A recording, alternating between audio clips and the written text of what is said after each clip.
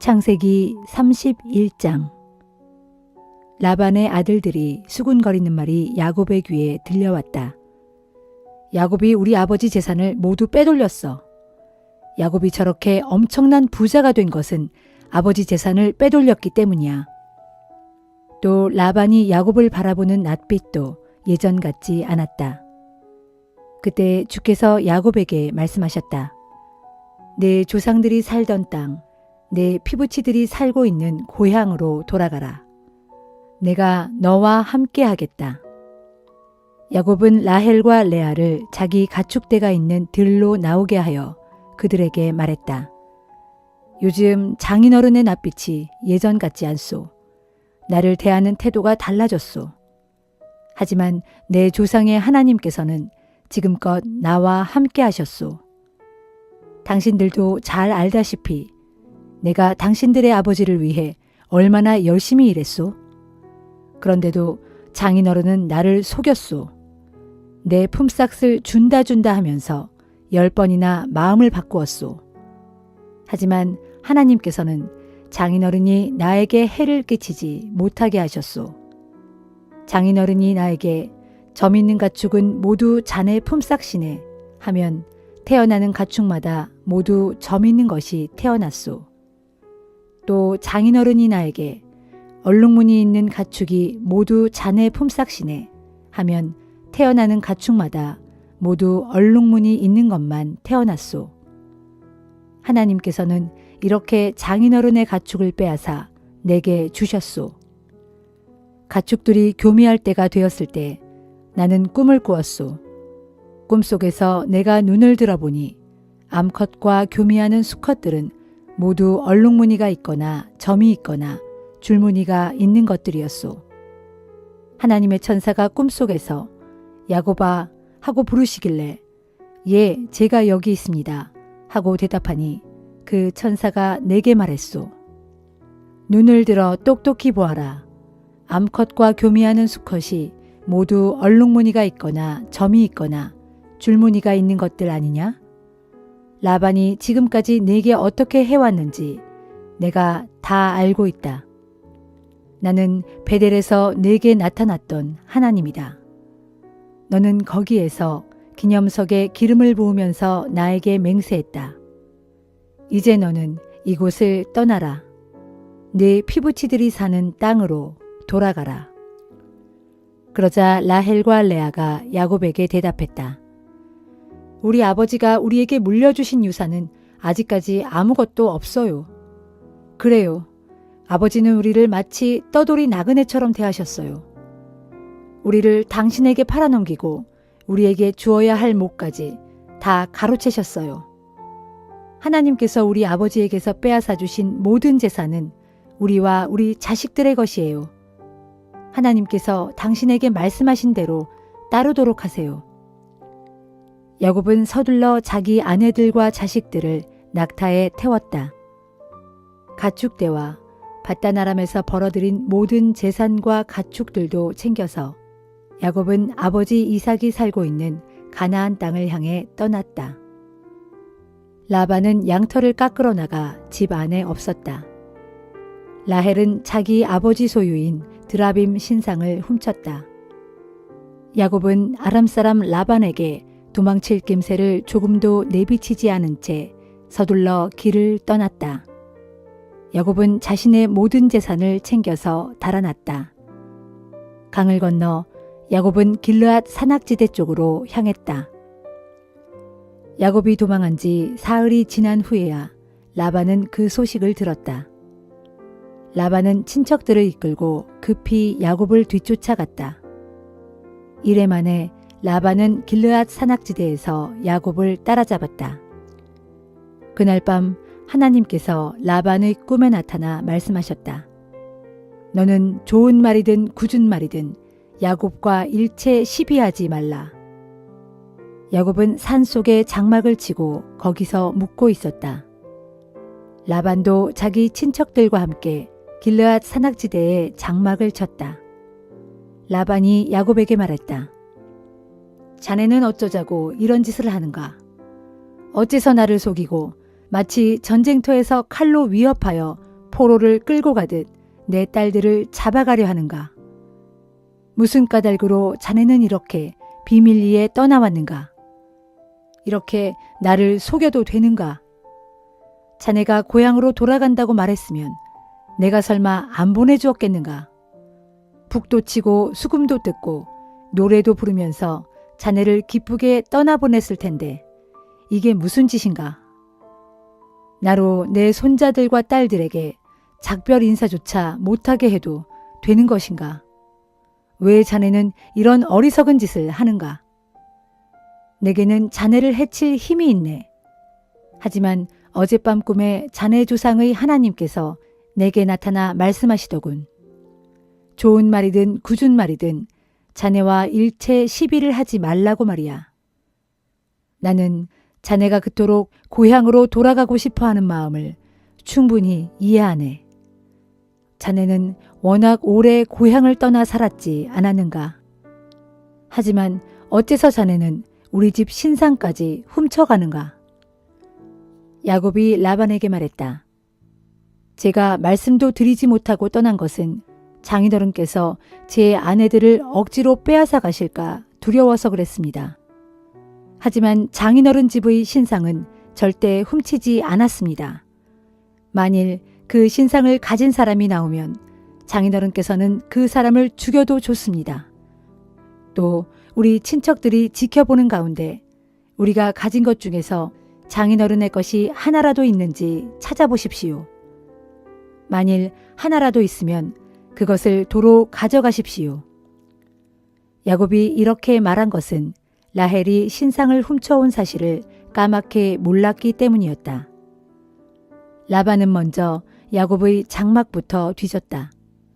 이어 레아의 장막을 뒤지고 그 다음에는 두 몸종의 장막을 뒤졌지만 아무 데서도 신상을 찾을 수 없었다. 라반은 레아의 장막에서 나온 뒤 마지막으로 라헬의 장막에 들어갔다. 라헬은 신상을 낙타의 안장 밑에 숨겨두고 그 위에 앉아 있었다.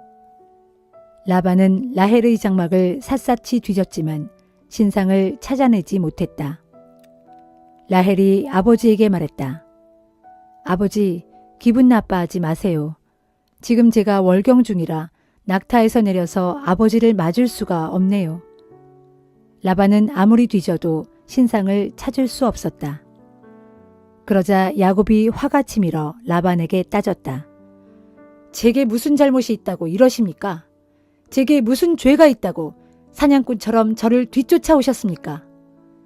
장인어른은 지금 저의 짐을 다 뒤져보셨는데 그중 하나라도 장인어른 집안에 물건이 있었습니까?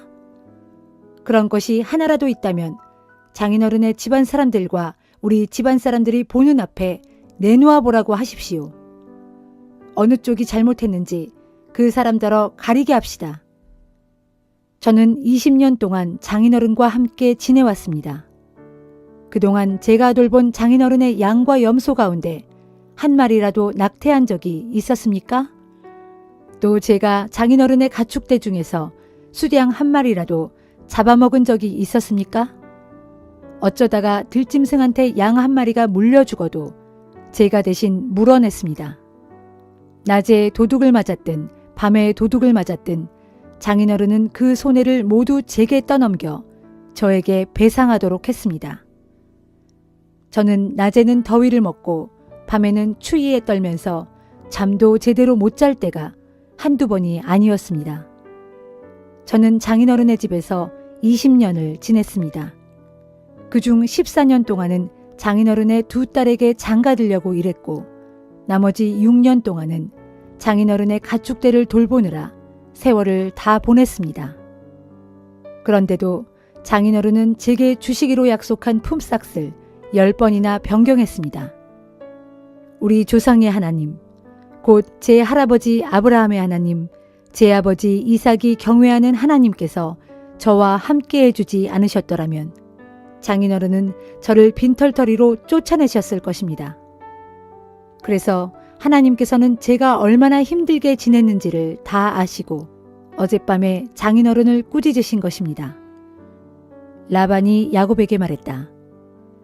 자네 아내들은 내 딸 자식들이 아닌가. 이 아이들은 내 손자들이고 이 가축대도 모두 내 가축대가 아닌가.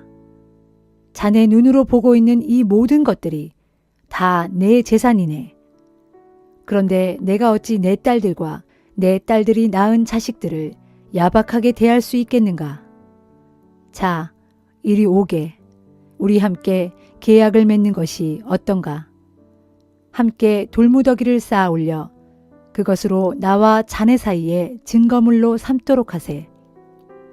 야곱은 돌 하나를 가져다가 기념비를 세우고 자기 친척들에게 돌을 모아다가 무더기를 만들라고 시켰다. 그런 후에 야곱은 그 돌무더기 곁에서 라반과 함께 음식을 나누어 먹었다. 라반은 그 돌무더기를 여갈 사하두다라고 불렀고 야곱은 그것을 갈르엣이라고 불렀다. 라반이 말했다. 이 돌무더기가 오늘 우리가 맺은 계약의 증거일세.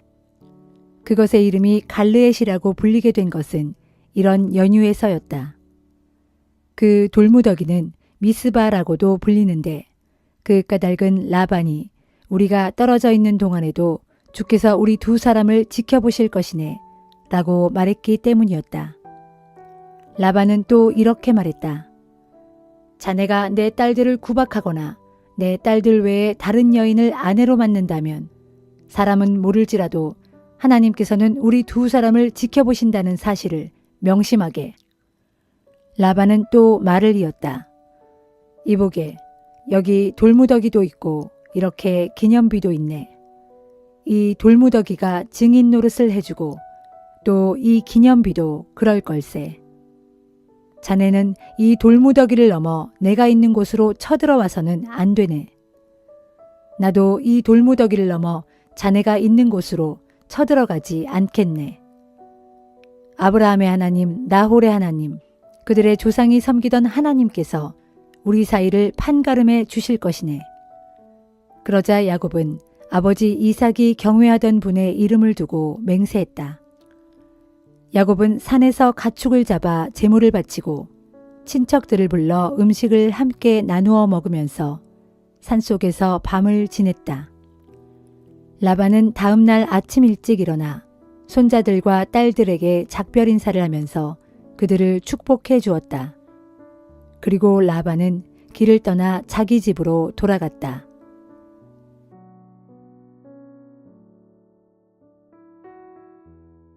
마가복음 2장. 며칠 후 예수께서 다시 가버나움 성읍으로 들어가시자 예수께서 집에 계신다는 소문이 온 동네에 퍼졌다. 수많은 사람들이 몰려들어 집 안은 발 디딜 틈도 없었고 집 밖에까지 사람들로 넘쳐났다. 예수께서는 그들에게 말씀을 전하셨다. 그때에 4사람이 중풍병자 1명을 들것에 싣고 왔다. 사람들이 붐벼서 그 병자를 예수께 가까이 데려갈 수가 없게 되자 그들은 지붕을 뜯어 구멍을 내고 들것을 예수 앞으로 달아내렸다. 예수께서 그들의 믿음을 보시고 그 중풍병자에게 말씀하셨다. 아들이여, 당신의 죄가 용서받았소. 마침 율법교사 몇 사람이 거기에 앉아 있다가 속으로 생각하였다. 죄를 용서한다고? 이 사람이 어찌하여 감히 이런 말을 하는가? 이것은 분명 하나님을 모독하는 말이다. 오직 하나님만이 죄를 용서하실 수 있지 않은가?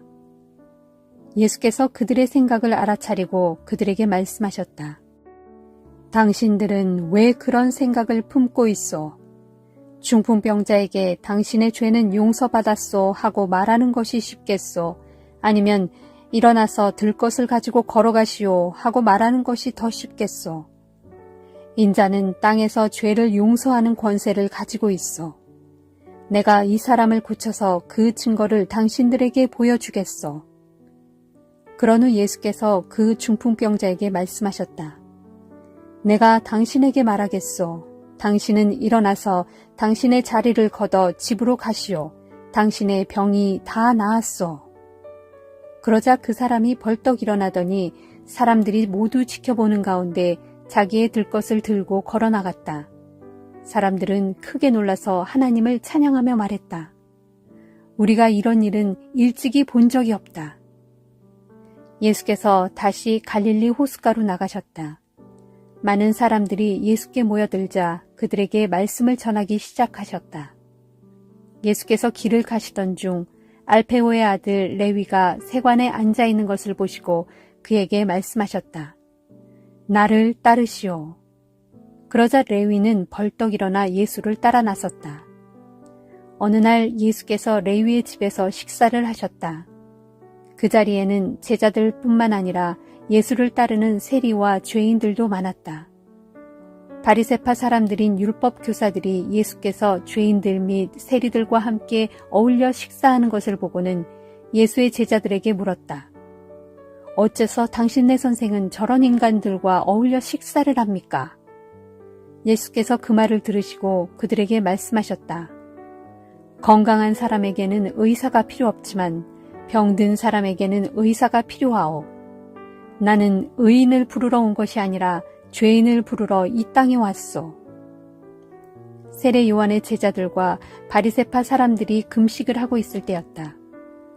몇몇 사람이 예수께 와서 물었다. 세례 요한의 제자들과 바리새파 사람들은 금식을 하는데 왜 선생님의 제자들은 금식을 하지 않는 것입니까? 예수께서 그들에게 대답하셨다. 결혼잔치에 참석한 신랑의 친구들이 신랑과 같이 있으면서 어떻게 금식을 하겠소? 신랑과 함께 있는 동안에는 금식을 할 수 없소. 그러나 신랑을 빼앗길 날이 올 터인데 그날에는 그들도 슬퍼하며 금식할 것이요. 낡은 옷에다 새 천조각을 대고 깁는 사람은 없는 법이요. 만일 그렇게 하면 새 천조각이 낡은 옷을 잡아당겨 이전보다 더 크게 찢어지지 않겠소. 또 새 포도주를 낡은 가죽 부대에 담는 사람도 없소. 만일 그렇게 하면 가죽 부대가 터져서 포도주도 버리고 부대도 버리게 되오. 새 포도주는 새 부대에 담아야 하오. 어느 안식일에 예수께서 제자들과 함께 밀밭 사이로 지나가시게 되었다. 제자들이 밀밭 사이로 지나가면서 밀 이삭을 잘라 먹자 바리새인 몇 사람이 예수께 말했다. 보십시오. 저 사람들은 안식일에 해서는 안 될 일을 하고 있습니다. 예수께서 그들에게 말씀하셨다. 당신들은 다윗과 그 일행이 먹을 것이 없어서 굶주렸을 때 다윗이 행한 일을 읽어보지 못했소. 당시 아비아달이 대제사장으로 있을 때 다윗은 하나님의 전에 들어가서 제사장 외에는 아무도 먹을 수 없는 빵, 곧 제단 위에 차려놓은 빵을 먹었고 그의 일행에게도 나누어 주지 않았소. 그러고서 예수께서는 그들에게 말씀하셨다. 안식일이 사람을 위해 만들어진 것이지 사람이 안식일을 위해 만들어진 것이 아니란 말이오. 그러므로 인자는 안식일에도 주인이요.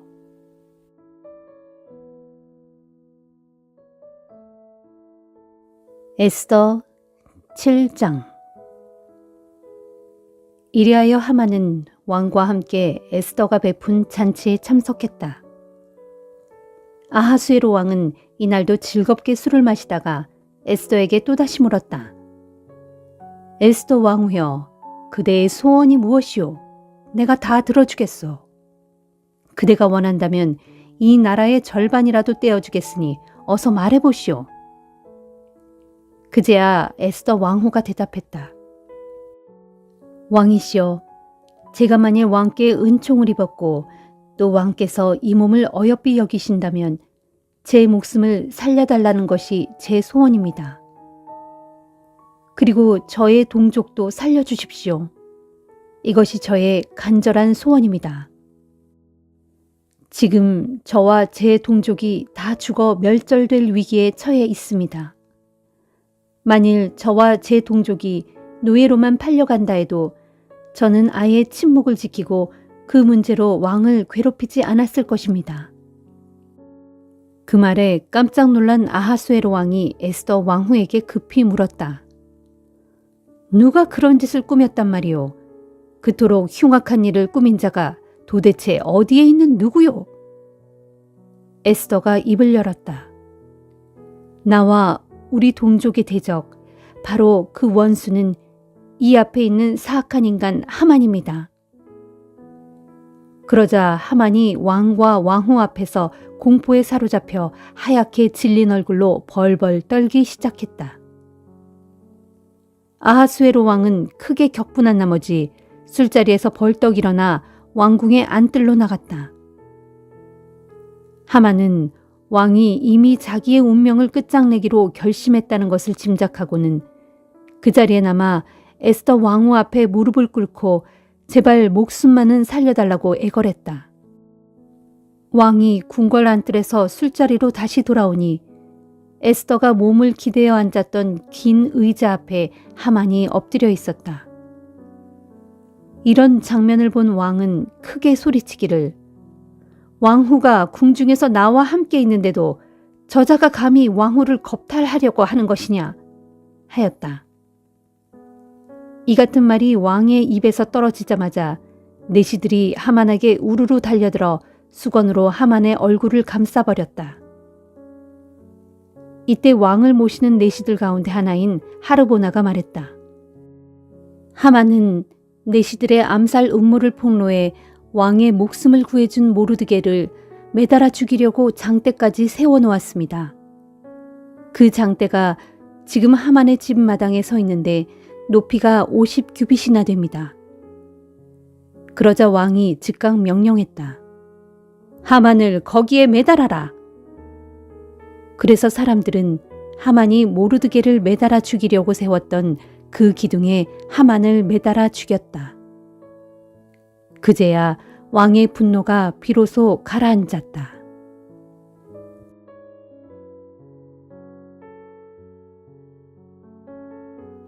로마서 2장. 그러므로 남을 판단하여 정죄하는 사람이여 그대는 죄가 없다고 변명할 수 없습니다.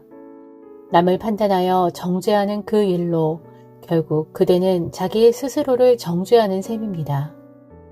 왜냐하면 남을 판단하여 정죄하는 그대도 그 사람과 똑같은 짓을 행하고 있기 때문입니다.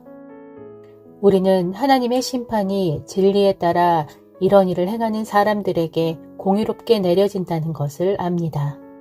이런 일을 행하는 사람을 판단하여 정죄하면서도 자기 자신도 이런 일을 행하는 사람이여 그대가 하나님의 심판을 피할 수 있을 줄로 생각합니까?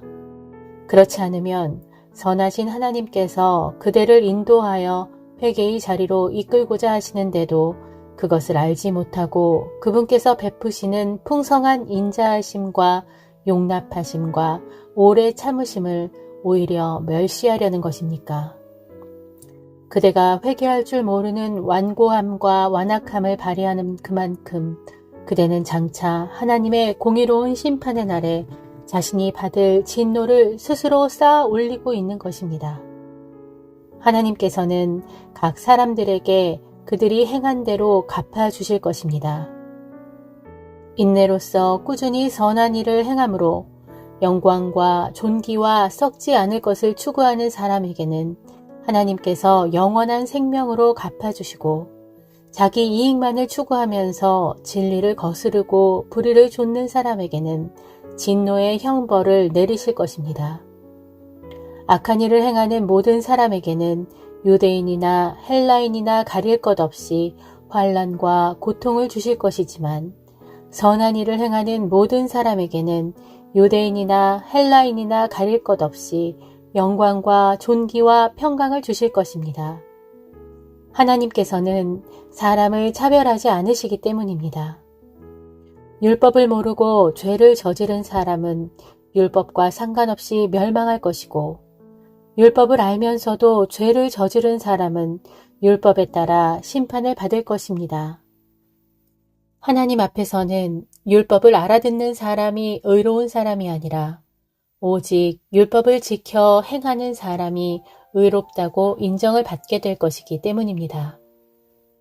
율법을 갖고 있지 않은 이방 사람이 본래의 양심에 따라 율법이 명하는 바를 행하면 그들은 율법을 갖고 있지 않아도 그들 자신이 스스로에게 율법이 됩니다. 이런 사람들은 율법이 그들 자신의 본래 마음에 새겨져 있다는 것을 보여주며 그 일에 대해 그들의 양심이 증인이 됩니다. 그래서 어떤 일을 놓고 그들의 생각 속에서 그 일이 옳은 일인지 그른 일인지 스스로의 양심에 따라 고발도 하고 변호하기도 합니다. 마침내 이런 일은 내가 전한 복음대로 하나님께서 그리스도 예수를 통해 사람들의 은밀한 삶을 심판하실 그날에 모두 드러나게 될 것입니다. 그런데 보십시오. 스스로를 유대인이라 부르는 그대는 율법에 의지하면서 하나님을 믿는다고 자랑합니다.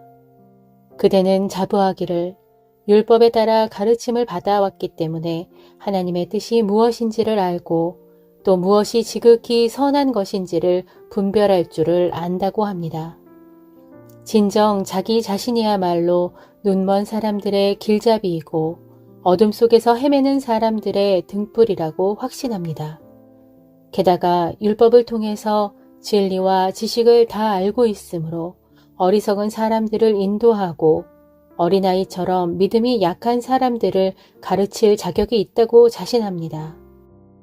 자, 그렇다면 그대는 왜 다른 사람은 가르치면서 자기 자신은 가르치지 못합니까? 다른 사람에게는 도둑질하지 말라고 설교하면서 왜 자기 자신은 도둑질을 하는 것입니까? 다른 사람에게는 간음하지 말라고 하면서 왜 자신은 간음을 합니까? 우상이라면 아주 질색을 하는 그대가 어째서 우상을 모신 신전의 물건을 훔치는 것입니까? 하나님의 율법을 알고 있다고 자랑하면서도 왜 자신은 그 율법을 어겨 하나님을 욕되게 합니까? 그렇기에 너희 때문에 하나님의 이름이 이방 사람들 가운데서 욕을 먹고 있다 라고 기록한 성경 말씀이 조금도 틀리지 않습니다.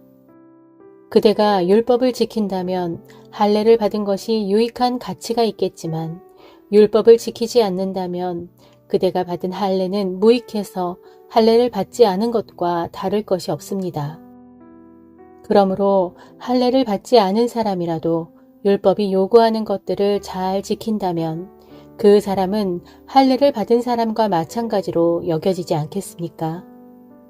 기록된 율법을 갖고 있고 또 할례를 받으면서도 그대가 율법을 지키지 않는다면 육체적으로는 할례를 받지 않았지만 율법을 잘 지킨 사람들이 그대를 정죄하지 않겠습니까? 그러므로 겉모습이 유대인이라고 해서 참된 유대인이라고 할 수 없고 몸으로 할례를 받았다고 해서 진정한 할례를 받았다고 할 수 없습니다. 오히려 속사람이 유대인이라야 참 유대인이요. 몸으로만이 아니라 마음으로 그리고 성령으로 할례를 받아야 참 할례라고 할 것입니다. 이런 사람은 사람에게서가 아니라 하나님께 칭찬을 받을 것입니다.